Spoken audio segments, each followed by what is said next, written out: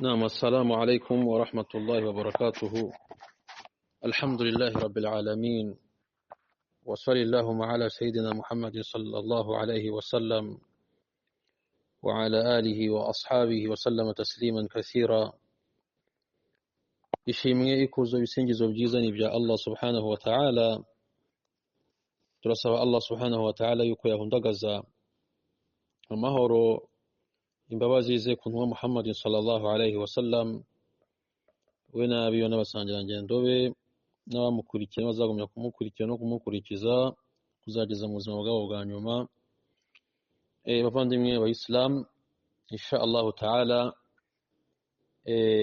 Allah subhanahu wa ta'ala nadufasha turasubukura guhera ejo amasomo yacu insha Allah ta'ala, yaba amasomo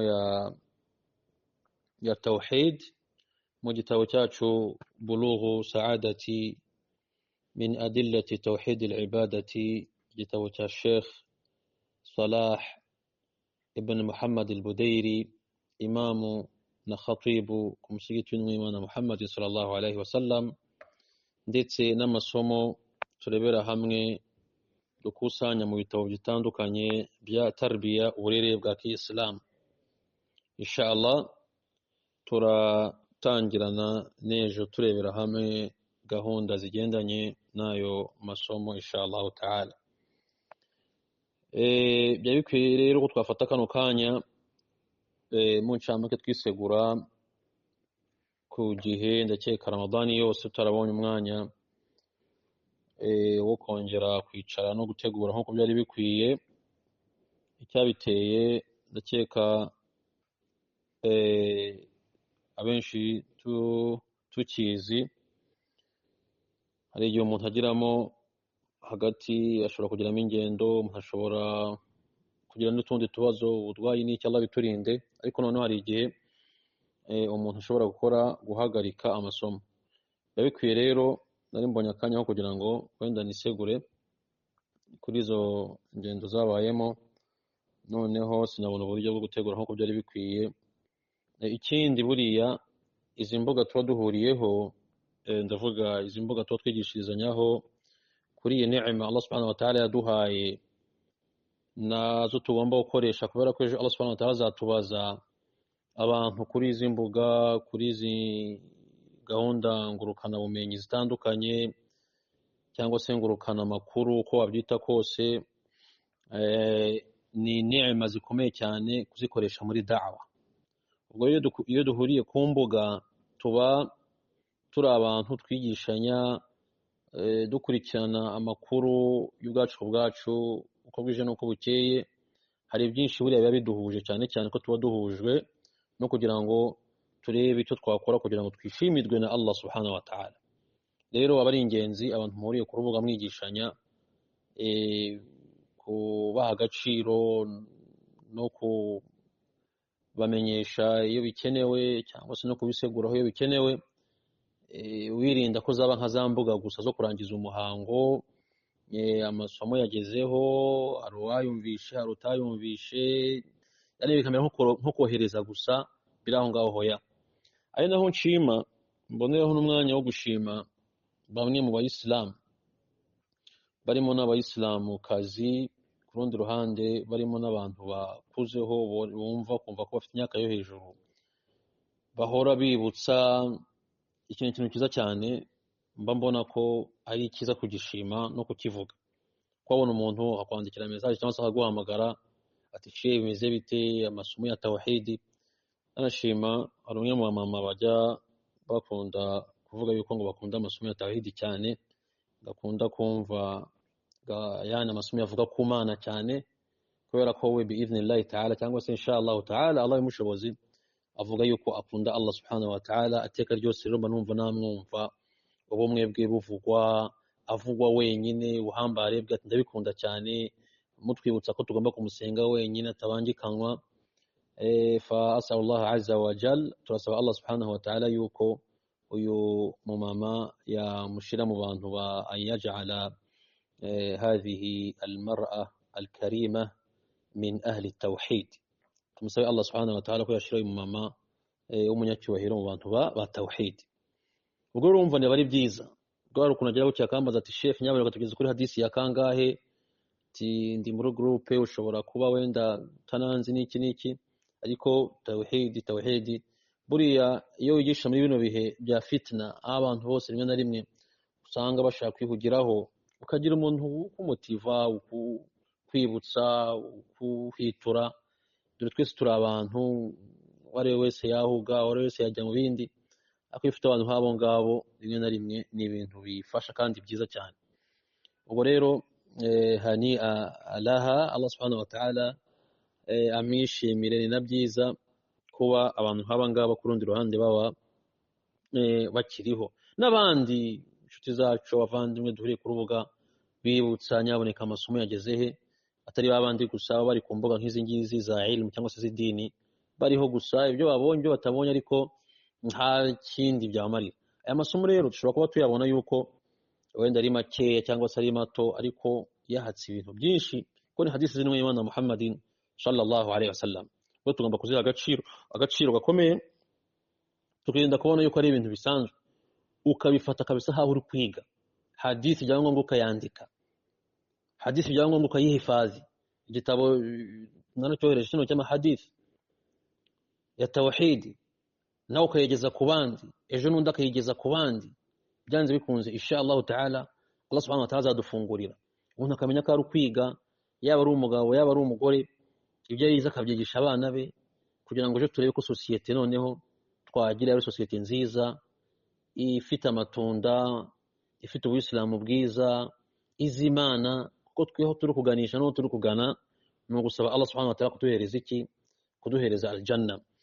Abandi mu Islam rero izi gahunda zo kwiga nibwo bushobozi buhari. Urabona turi mu minsi aho abantu kwiga no kwigishanya rimwe na rimwe bijyamo ibibazo, kubera abantu nyine baba bashaka kubifata ukundi, bashaka kubijyana ukundi, bashaka kubyumva ukundi, udashaka kubona ko niwigisha utarigisha mu njyana ye yabona y'amarangamutima ye, bakaba ari tayari kubangamira n'iki, ntarebe ese bino bintu sibyo Allah yavuze, sibyo n'umwami Imana yavuze, sibyo gusobanurwa nkuko abasaba babisobanuye. Kuki tutaterana ingabo mu bitugu ngo tubisobanure gutya, tubane tubi ikintu kimwe? Ugasanga buri wese akurura yishira, rimwe na rimwe n'uwabyigisha nkuko bikenewe akaba ikibazo, akarwanwa, akerekanwa ko ari ikibazo gikomeye cyane kandi atari ibyo. Byose ni ikintu amarangamutima y'abantu. Ubwo rero insha Allah ta'ala bavandimwe Islam dukunde ilmu, ubuzima bwacu turi kuvuga ntabwo tuzigera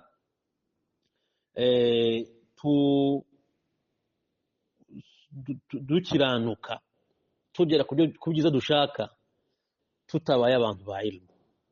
Allah subhanahu wa ta'ala yabyinwe Imana Muhammad sallallahu alaihi wasallam surati Taha 114 ngo byo kunda kuvuga wa qul rabbi zidni ilma, ya Allah unyongerera ubumenyi, uko bwije nuko bukiye unyongerera ubumenyi. Abandi mu Islam nta cyiza nko kumenya ubumenyi bwa tawhid, ubumenyi bukwigisha Imana yawe. Na kiriya gitabo kindi cyangwa se n'ibitabo bindi tugenda turebamo bya tarbiya, iyo umaze kumenya Imana ukagira uburere bwa Kiislamu, ibyo byanze bikunze hari ibyiza ubona. Ubwo rero aya masomo mbere yuko tuyasubukura, iri byari ijambo ry'ibanze risubukura amasomo ariko ry'ingenzi. Shakishe ilmu, twige, kamwe wumvishe akandi wumvishe ukageza ku bandi ukabyira abandi, bi'idhnillahi ta'ala Allah azagufungurira. Biba bisa neza iyo winjiye mu rugo cyangwa se ukajya mu rugo ugasanga niba ari abana b'abakobwa bazi hijab, bazi masaili za hijab, niba ni umugabo cyangwa se mama wabo bategurwa no kubejo bazashingirwa, ukavuga ati bano bana bari kuvuga ibintu by'idini, basobanukiwe fiqh, basobanukiwe Imana Muhammadin sallallahu alaihi wasallam, asira barayizi, baza abasahaba, bazi tawhid, hari ibyo bazi muri tafsir, kuko barakurikirana bariga barabikunze. Yewe n'ababyeyi n'abaturanyi n'iki, usanga society ya kiilmu, ugira icyizere yuko ejo n'ejo bundi insha Allah ta'ala Mwenyezi Mungu Allah subhanahu wa ta'ala adufasha, hari society nziza izaza. Ariko yaba abantu ntibatigisha ngo n'abandi bahiturwe, usanga abantu nyine bari bize nyine. Nino Musa Allah duhaye umutihani w'ibikoresho bya electronique, aho abantu bari bize nabyo 2028 kandi ibyo bamaze kujyamo cyangwa se kwijandikamo cyangwa se gukurikira bitabamotiva mu kuba abantu b'idini n'abantu bakunda Imana, ugasanga imitima yabo irarehareha mu bintu by'ibishuko, by'irari, by'inkondo, by'ibitsina, by'isi, kuryoherwa n'isi. Umuntu ari aho ngaho, hari abantu baryohewe n'isi, bari guhinduranya amafone, bari mu bigezweho, bari mu biki. Umuntu uwo nguwo rero iyo utamugaruye buhoro buhoro ngo amenye Imana ejo ari kugana, uzasanga rimwe na rimwe shetani ashobora kunyura akamugira imbata. Dushimira n'ababyeyi baba bavuga ati ahubwo hari umubyeyi jazakallahu khaira bigeze kumpamagara ambwira ati Sheikh muramuteganya iki ku rubyiruko, cyane cyane urubyiruko rw'abakobwa. Rimwe na rimwe iyo umwana amaze kwegera hejuru, amaze kugimbuka n'ibindi, hari igihe umubyeyi nyine hari ibyo yamubwira, ariko mwebwe muba muvuga mwigisha idini, bigendanye n'uburere bwabo, bigendanye no kubigisha Imana. Umwana akamenya yuko hejuru ya se, ya nyina, ya famiye, y'akazi ka se na nyina hari Imana ishoboye byose. Uburere bwe, ejo agiye kuzashingirwa, azitwara gute, urwo rugo azarwubaka gute, bishingiye mu kwiringira Imana. Sheikh, iki kintu mwagombye kugikoraho mutekereza abana b'abakobwa. Alhamdulillah, inshallah dukora ibyo dushoboye n'iki, ariko ni ibintu bikenewe cyane kabisa. Tureke n'abana b'abakobwa, mbeme n'abana b'abahungu bakeneye kwiga Imana, bakiga intumwa y'Imana, bakiga umuco mwiza, bakiga gahunda z'amasahaba, birinda kugwa mu bigare bibi, yaba ari ibyo bigare byabashobora kubagwisha mu nzira z'ubuhakanyi, cyangwa se n'ibindi bigare byabagwisha mu bihimbano. Kuko hari n'igihe umuntu rimwe na rimwe ashobora gukunda idini akayikundira mu nzira itariyo, akayikundira mu kigare kitari cyo, ugasanga rimwe na rimwe idini nawe yita akakurikiye igiye kumuvangira, igiye kumuteza ibibazo, igiye kumuzanira ibintu bitari byo, kubera ko ari kuyikurikira nabi. Ubwo navuga wenda nk'umuntu ushobora gukunda idini akagira umutihani, akaba yahura wenda n'urugero n'umwarimu wenda w'umukhawariji, iyo umwigisha ibintu by'ubuyisilamu bitari byo kuvutsa abandi amaraso, byo guteza akaduruvayo muri rubanda no muri sosiyete, ugasanga amusobanuriye aya nabi, hadithi nabi, ugasanga amunyujije mu nzira zitari zo. Iyo ngiyo tugenda tubyumva hirya no hino. Umuntu rero niyo mpamvu tuvuga kwiga ni byiza, ukamenya n'uwo wigaho, ukamenya n'abakwigisha, ariko icy'ingenzi twebwe tuvuga abantu ntibige, kandi bige mu buryo bwa nyabwo bwiza dukomora ku ntumwa y'Imana Muhammad sallallahu alaihi wasallam. Iyi imani rero bavandimwe b'Islam, ahangaha kuri iyi si turi, icyo navuga, umuntu uzibona mu bintu bya ilmu, akibona mu bintu bya tawhid, mu bintu bya sunna, bya ilmu, ajya amenya ko Allah subhanahu wa ta'ala ari kumukunda, ajya amenya ko Allah subhanahu wa ta'ala amwifuriza ibyiza, ajya amenya ko Allah subhanahu wa ta'ala ashaka kumutegurira kaburi ye, ajya amenya ko Allah subhanahu wa ta'ala ashaka kumutegurira akhira ye. Ubwo rero inshallah iki cyumvikane. Ari aya dukunda kugarukaho muri suratu an-Nahl, aya ya 97, Allah subhanahu wa ta'ala avuga yuko man amila salihan min zakarin aw unsa wa huwa mu'minun falanuhyiyannahu hayatan tayyiba wa lanajziyannahum ajrahum bi ahsani ma kanu ya'malun. Allah subhanahu wa ta'ala yagaragaje yuko uzakora ibikorwa byiza, yaba ari umugabo cyangwa se ari umugore, ariko noneho ibikorwa byiza ntabikore gutyo gusa, ahubwo akabikora huwa mu'minun, afite imani. Imani rero barayiga. Imani kugira uyigire bwa mbere ni ukuyiga. N'iyi imani niyo ikwereka iyo umaze kuyiga ibikorwa byiza ni ibihe n'ibibi ni ibihe, ibyiza ukabikora, ibi ukabyirinda. Imani barayiga. Ati rero uzagira imani azi ahagazeho,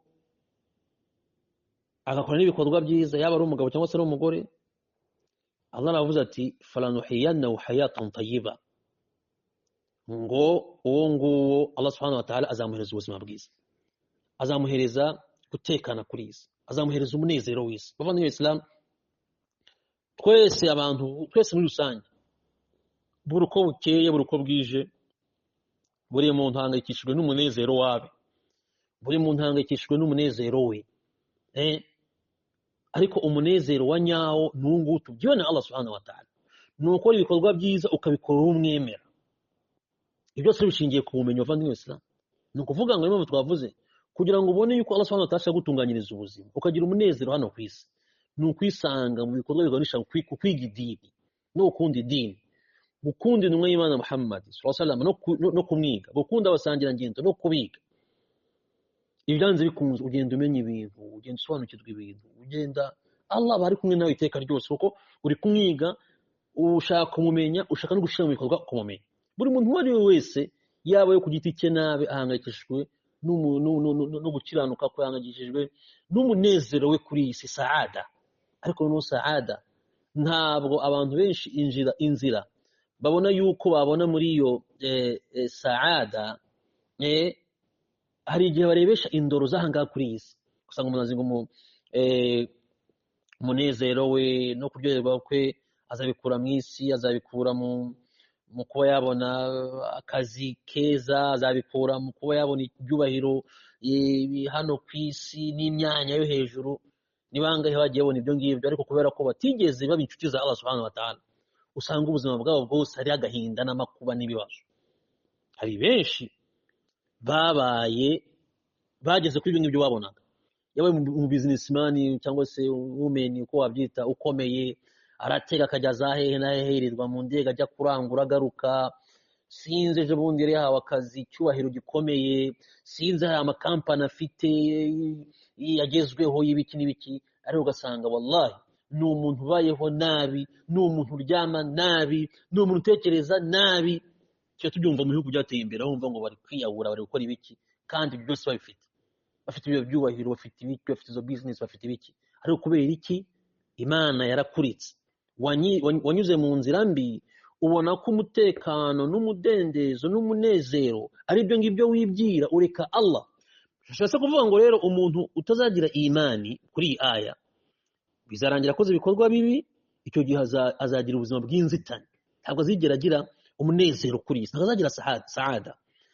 Rero iri mu Islam, saada iri mu gusaba Allah kuyobora, saada iri mu gusaba Allah subhanahu wa ta'ala kukuhereza ubuzima buzira umuze ku mubiri wawe no mu idini yawe.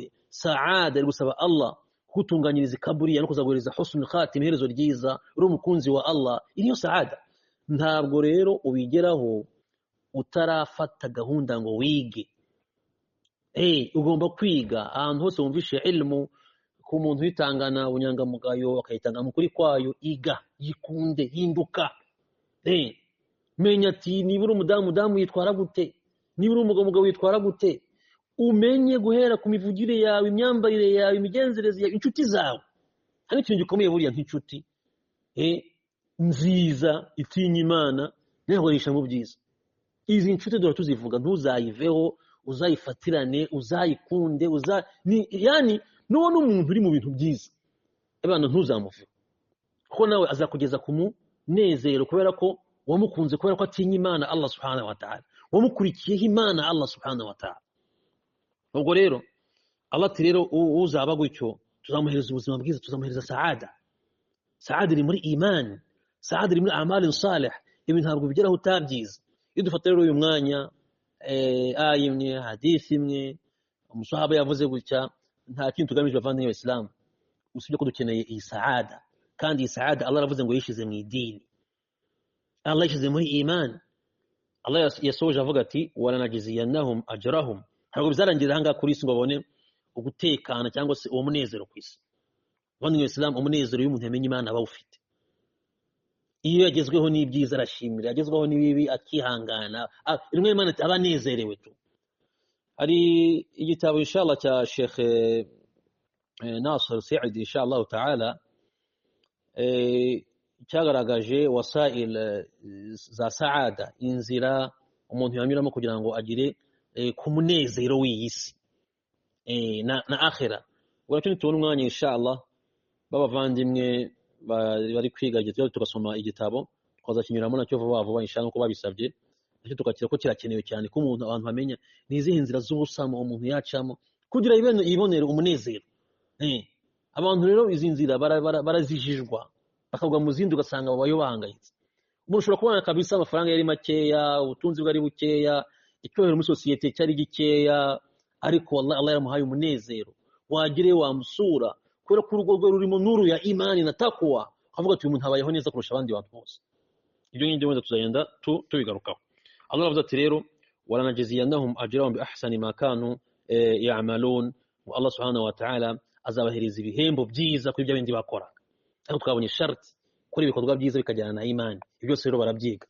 Ubwo rero imbuze iri jambo rya kabaye ari ryo gufungura gusubukura amasomo inshallah ta'ala, turyumve gute, twumve ko tutari guta umwanya. Iyo ufashe akanya kumva audio ukayumva ukayitangira ejo ukayisubizamo ugakurikirana amamega yawe nta kindi utakaza usibye ilmu, kandi ugashira mu bikorwa uhinduka uvuga ati haraho umaze kugera biidhnillahi ta'ala, uzamenye ko hari khair Allah subhanahu wa ta'ala kugushakira.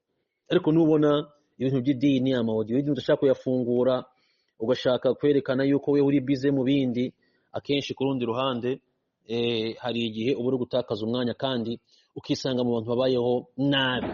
Ibintu byose wakora bitarimo Allah, ushobora kumva uburyohe bw'ako kanya, ukumva uraryohewe iki n'iki, ariko mu kanya ubona ko nta kintu wakoze, utangira kwiveba, utangira kubona ko uri hasi cyane. Ubwo Allah dufashe inshallah, fahani alakum, tworohereze ndakeka bisobanutse. Ubwo na hejo inshallah dutangiye amasomo yacu tuzaba twashoboye gutegura. Wallahu a'lam wa sallallahu ala sayyidina Muhammad sallallahu alayhi wa sallam. Assalamu alaykum wa rahmatullahi wa barakatuh.